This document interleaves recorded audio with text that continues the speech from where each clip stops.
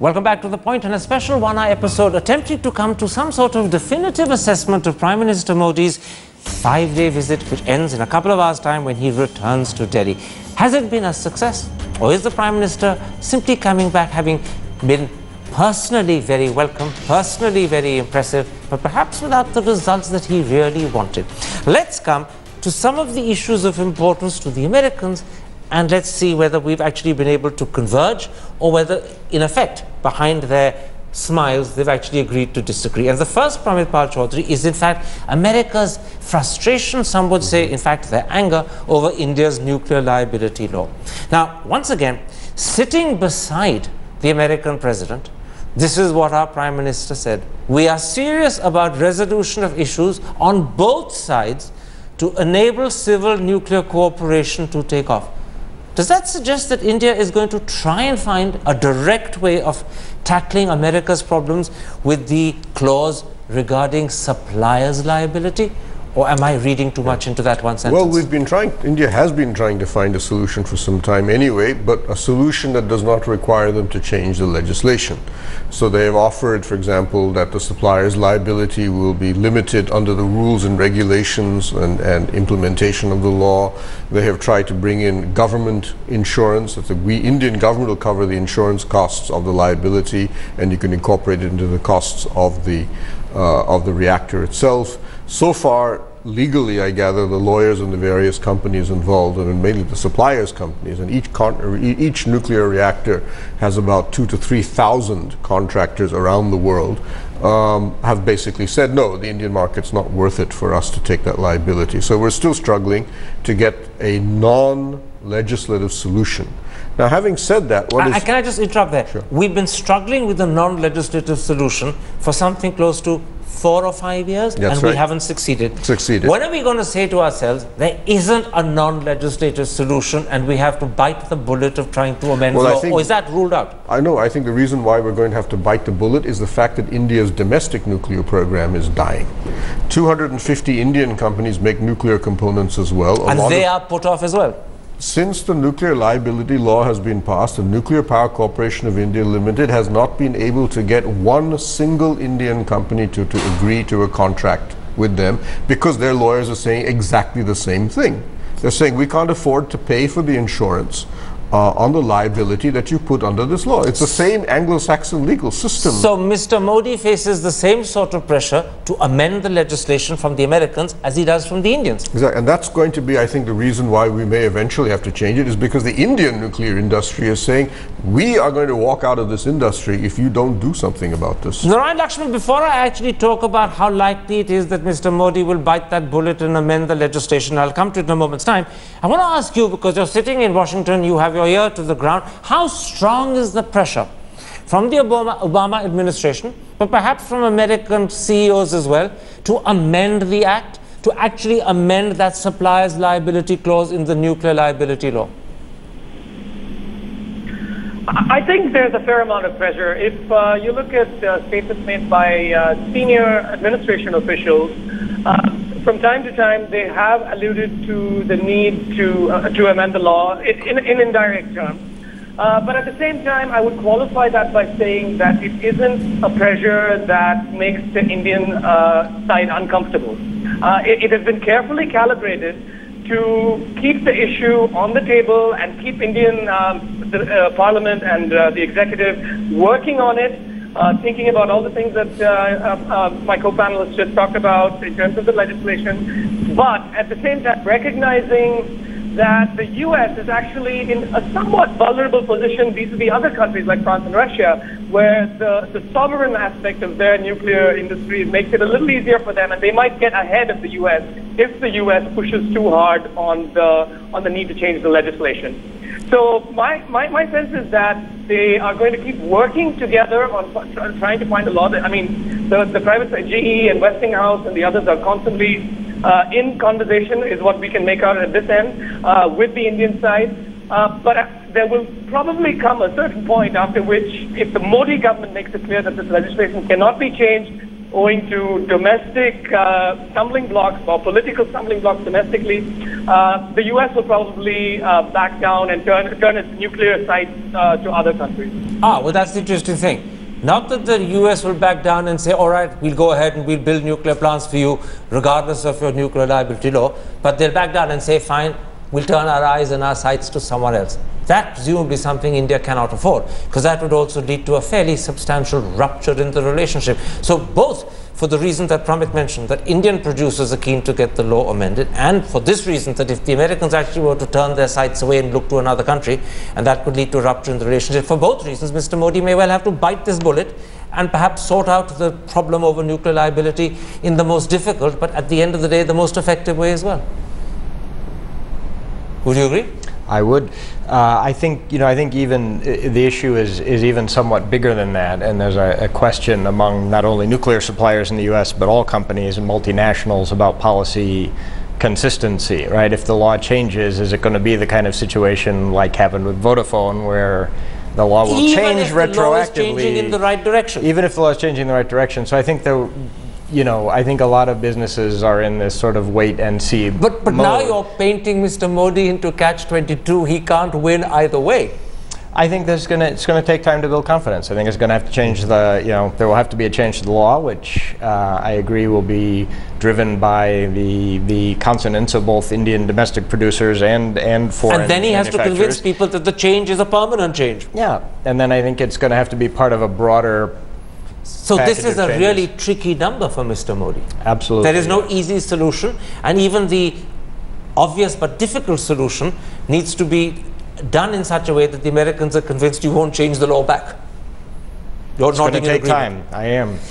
Before I come, Mr. Mansingh, to the impact Mr. Modi's had on American CEOs and the extent to which he's going to be successful in getting their money, because that's what he really needs, and many believe that was the most important aspect. There is one other issue of American concern I want to raise, but only briefly, and that is, in fact, the pressure that I imagine the Americans would have put, even if they did it subtly and behind closed doors, for moral support to join the coalition of nations against ISIL. Now, both at the UN and in his Council of Foreign Relations speech, the Prime Minister was almost passionate in talking about terror.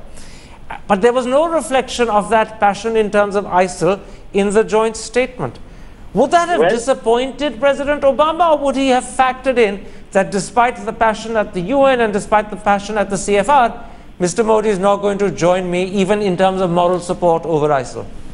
Karan, I think the language of the joint statement is pretty passionate about terrorism. I think Obama would have reasons to be satisfied because he got Modi to name the ISIL. Mind you, the Indian establishment had an almost was reaching a consensus that this should jeopardize the lives of the hostages who are with the ISIL. But Mr. Modi allowed the ISIL to be mentioned. So this I think, in fact, but very innocuously. Very innocuously. It's not a direct upfront mention. It is there. I don't deny it, but it's a fairly innocuous mention. Well, there was never any question that India would join a military coalition. That was out of the question. But the fact is, India has firmly joined the moral coalition in the fight against terrorism. Okay. And has, in fact, mentioned ISIL as one of the leading terrorist groups of the world. I think that's a big step forward. Can I then interrupt you and ask you this? On earlier occasions when you were with me, and I'm talking in particular on the night when Mr. Modi addressed the UN General Assembly, you said quite upfront and in so many words that he would have been, Mr. Modi would have been a bigger man, a bigger statesman if he had actually mentioned and criticized ISIL by name on the floor of the UNGA. That night you were critical of him. Tonight you believe he's done that and he's risen that extra notch in your eyes. Well, you know, Karan, diplomacy means compromise. You can't have your way always. I personally think Mr. Modi would have been a taller leader if he had done that upfront. But this is as good a compromise as you can get. Okay. It's better than not mentioning it at all. Can I put this to you? Will the Obama administration and beyond the Obama administration, would the Republicans, would Capitol Hill, the Democrats there, believe that Mr. Modi has fully and reasonably wholeheartedly committed India's moral support to the fight against ISIL? That's an issue that could be a litmus test for them, even if we in India don't quite appreciate the importance of taking a stand. Well, I don't think they'll have seen that as a complete commitment, obviously, as it's been mentioned. It's, as you said, only a line in support. But I think what was interesting... And innocuous, actually. And, but we don't really have the military capacity anyway to go off to Iraq and do anything. But I think what is interesting in the joint statement as a whole is generally India has been chary of mentioning in any official joint statements with other countries, third countries. They don't like to mention other issues. They say, even if we may support you in private, we don't put it in a joint statement. But in this joint statement, they not only go after, they don't not only mention the Islamic State, they also mention North Korea. They even have a line on Iran. You actually have quite a few bits and pieces there where normally, I was actually surprised. There's normally India will say, we're not into that game, we don't do that. So taken together, the bigger picture that emerges from the statement is in fact a convergence on these issues rather than differences remaining. And India being willing to say this. I said India very often agreed with America. They say, yeah, in private, we don't have any problems with what you're saying. So this is Mr. Modi pushing his foreign office? My sense is that Modi coming in and saying, look, if this is what we believe, then put it in the damn joint statement. Don't sit around and run around in circles and say that, no, we support this and that, or we don't support this. Put it out there and say that. We don't have any problems with saying that North Korea supported Pakistan's missile program and we're not happy about it. Good, come out and say that Iran should be fulfilling its UN obligations on its nuclear program.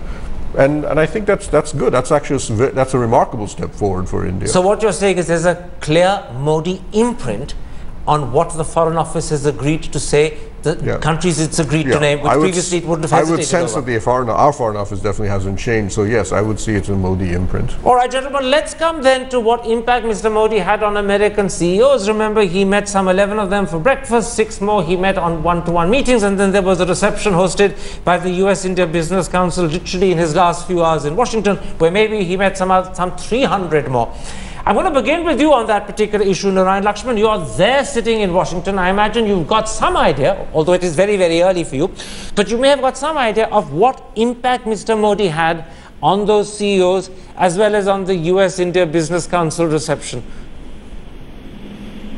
I think it has been nothing short of unprecedented and historic. I know these are like strong words and cliches, but it absolutely applies here. And I also think, as an important point, it has to be seen in parallel to the Madison Square Garden event, because in many ways this is about reaching out to both corporate America and the Indian American community here, which have been for a long time, majority of them, a very large part of them, I should say, clamoring for Mr. Modi to be able to make this connection in the face of the visa ban and things like that.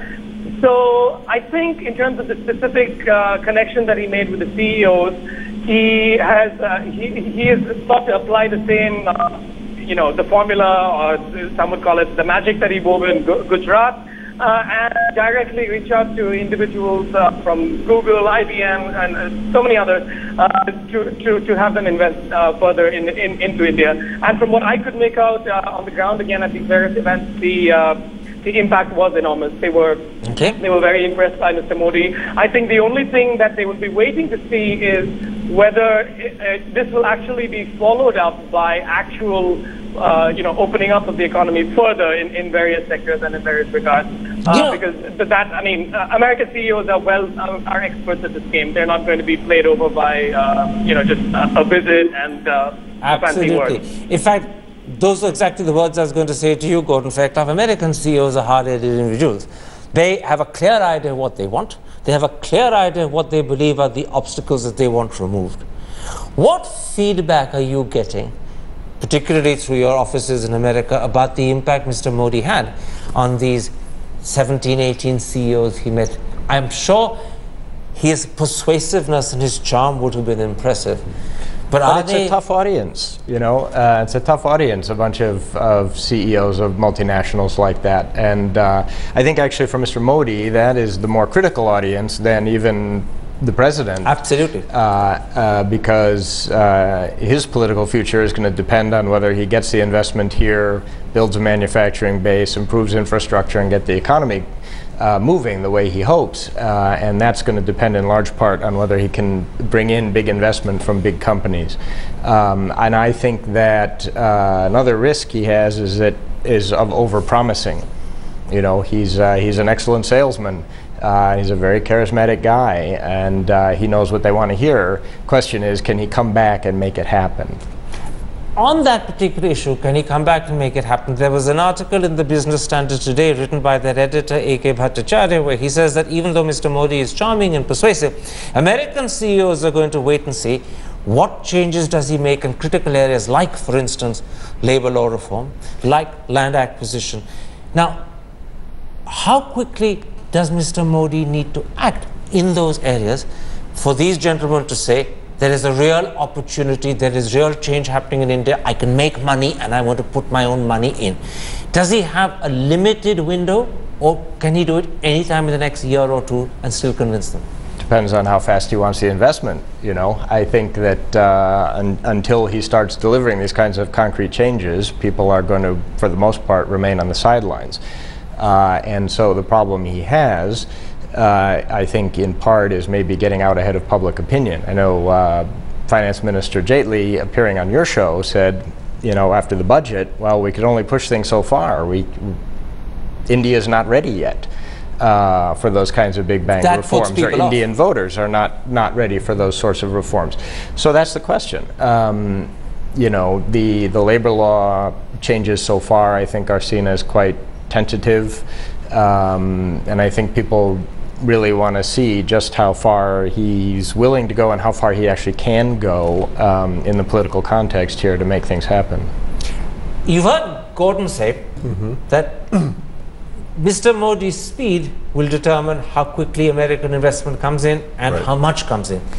There was a very different view from the American scholar Ashley Tellis, who in a recent paper for the Carnegie Endowment wrote that, in fact, American investors are prepared to give Mr. Modi the rest of this fiscal year, maybe up till the next budget, which is February, which means actually just 6 months, to show that he can push through the structural reforms and the policy changes that will attract them. If he doesn't do it by February or March next year, then they'll say to themselves, according to Mr. Tellis, if a man with Mr. Modi's mandate and majority can't make India turn around, then the future is bleak, and they'll go elsewhere with their money. Do you therefore believe, unlike Gordon, that there is really a 6-month deadline within which Mr. Modi must deliver the promises he's now so eloquently made? Because if he doesn't, and if he delivers too late, the guys he's trying to attract will have gone off somewhere else anyway. Let's put it this way, what they will be really looking out for is evidence that Modi is capable of actually passing legislation, which Manmohan Singh was almost incapable of doing, at least one that were driven by economic reforms as opposed to just welfare. So I don't think they necessarily expect that an entire huge number of reforms will go through, especially those that require state government's approval, like labor laws, or ones where you can expect a fair amount of upper house opposition. But they will expect him to carry out that each session of Parliament, when it meets, some 2 or 3 pieces of legislation should be going through. So in the winter session, for example, the expectation is that FDI insurance will go through, that if nothing else, a joint session will be held and it will be rammed through. They will expect 1 or 2 other signs of forward movement from the government to show that it's capable, and as Modi hopes, he picks up political steam and starts to win state elections and therefore win slow control over the upper house, or bring more and more regional parties to support some of his positions on various issues. More and more difficult legislation will then start to come through. So what I would expect between now and the next budget will be evidence of 2 or 3 key reforms going through, not necessarily the ones that will require, as I said, state governments to come on board, because that's going to be ones that will be very difficult for him to accomplish. But I would disagree with Ashley on one point, which is that he says structural reforms, because those are the most difficult. Those are, for example, the GST, where he has to bring every single state government on board and amend the constitution to do so. GST will be very difficult. Labor laws will always be difficult, but interestingly enough, the states are now pushing them on their own, and therefore theoretically he could build a coalition. So those ones I would expect, I would give at least a year, if not more. There's some evidence now that GST may come in faster than expected. But FDI insurance, some of the changes and various other bits and pieces, the retroactive tax, which is probably the single most disliked act of the previous government by MNCs. Something will have to be done about that, and they've already begun that procedure. There's a very interesting hidden, and I hope it's a truth rather than a misleading way of looking at things, in what Pramit says, which is this. Mr. Modi clearly can't deliver on everything at one go. But if he can deliver on 2 or 3 in the winter session, he'll win a certain measure of trust. If he then delivers on 2, 3 more in the next session, he'll win more trust. And slowly he can build up a process whereby a little bit of delivery wins a little bit of trust, more delivery wins more trust, and he will, through that, over a period of 6 months or a year, actually bring in substantial investment. In other words, a slow but steady progress in the right direction could do it, even if it does it only slowly. Would you agree? I would agree. I mean, I think you'll probably see it kind of going step by step. As confidence rises, investment will rise. And I think that's very clear. But there are issues beyond confidence, right? There are issues of infrastructure and construction and actual hard things that have to happen on the ground to make it possible for companies to really consider setting up big operations here. You know, I think Ford and Nissan would probably love to export more vehicles from Chennai, but it takes them 8 to 10 hours to get the vehicles from their plants just across the city of Chennai to the port. So, you know, the infrastructure bottlenecks, things like that, are also going to have to start easing, in addition to some of the bureaucratic and legal constraints. Mr. Man Singh, let me put a political question to you, because this is very much involved with Mr. Modi's ability to deliver or the speed at which he can deliver. He does have a whole series of state elections taking place. There's not just Maharashtra and Haryana in October, there's Kashmir and Jharkhand sometime early in the year, and then there's Bihar after that. And those are elections where perhaps changes in labor law, changes in land acquisition could actually end up being presented as vote losers for him. So will he feel a certain political necessity to go slow because he wants to win those elections? They're critical to building up his support in Rajya Sabha. And are the political compulsions suddenly going to work contrary to the economic logic he must accept? Well, you know, Karan, the prospects don't look as bleak as they seem now, because Mr. Modi can always have a joint session of parliament and get any law passed if he thinks it's important enough. So he's not at the mercy of the Rajya Sabha. That's one. Secondly, I think business sentiment is driven by psychology. And we have seen that even without doing anything, the stock market has gone up, Standard & Poor have revised their rating of India. So the American business community is also feeling that sense of confidence. I don't think that 6-month deadline is realistic. As one of your panelists said, as and when investment conditions improve, investments will come into India. So the state elections are not going to be a big impediment. The goods and services tax, for instance, is on its way to being announced, because it's the BJP governments which are holding it up. And now that the BJP is in power, there is nobody opposing the GST. So things are happening, things are improving. Okay. You wanted to come in. Well, I just wanted to make the point that I think, you know, the kind of investment that's driving the stock market up is fundamentally different from the kind of investment that the Prime Minister is oh, absolutely. seeking. The stock market is responding to hope and expectation, nothing else. And it's very easy to move cash. It's less easy to actually build a factory, and so that's going to take more time. Narayan Lakshman, I'm going to ask you what sounds like a tricky question, but for many it may well be a critical question as well. I know American CEOs are waiting to see actual delivery on the ground, and that will take time, even if it means waiting till December. But how much trust has Mr. Modi been able to build up with them? Or is it impossible to tell? I think it's fairly hard to judge right now, because we were not privy to all of the meetings. In fact, that was one of our gripes through the store. But I think he has certainly opened the door to them for continued, I mean, he's effectively made a promise to say, look, I am going to work with you on it. It could have been a very different tour where, you know, if the focus was much more on the policy side in Washington, as one of your panelists said, it actually, the highlight was New York. And I think he has signaled his intent again, and the American CEOs are therefore now, they've turned towards him, but they're waiting for policy on the ground to kind of materialize. Okay. I do think he, at the moment, Mr. Modi is actually focusing not just on America, but his blitz of foreign travel is almost to kind of get past his time when he's facing a number of elections back home at the state level and so on. And my own sense is this is all part of an exercise of credentializing himself as well. And once those elections are done, it will be down to the more nitty-gritty of sitting with constituents of both houses of parliament and working out how to get laws passed. All right. So I think the broader context of this has to be kept in mind. I'm going to applaud that language that you use. Credentializing himself is clearly an Americanism which is alien to us English-speaking Indians, but it's a wonderful one, and I promise you I'm going to use it one day myself. One quick question before I end the show, and it's simply this.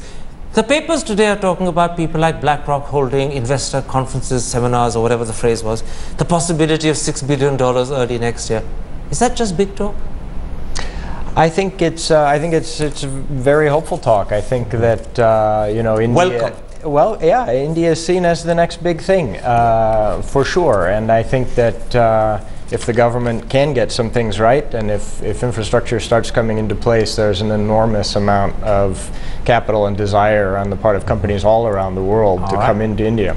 All right. That, at least, is a hope that we can all look forward to. My thanks to both of you for coming to studio. My thanks also to Ryan Lakshman and Mr. Man Singh for joining me. My apologies. Mr. Man Singh was on the phone right through that show, but I'm afraid he's stuck in traffic. Delhi traffic can be horrific, and for some of you who don't live in Delhi, this is an object lesson when you try and travel through the city during peak time, even if it's to get to a TV studio. But if you have been, thanks for watching.